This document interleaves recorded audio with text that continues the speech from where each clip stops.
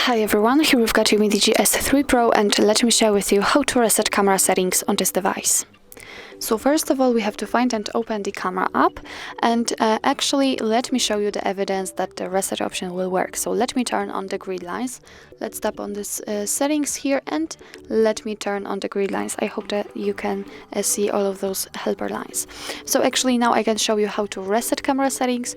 So let's tap on the settings icon and tap on the settings. And here we have to scroll down to the very bottom and tap on Restore Defaults. Your device is asking you if you really want to do it, so let me tap on OK. And I know that actually it looks like nothing changed, but after getting back to the camera, we can see that the grid lines simply disappeared, so it means this is actually the evidence that the reset option worked. So actually that's all. This is how to reset camera settings in your UMIDIGI S3 Pro. Thank you so much for watching. I hope that this video was helpful, and if it was, please hit the subscribe button and leave the thumbs up.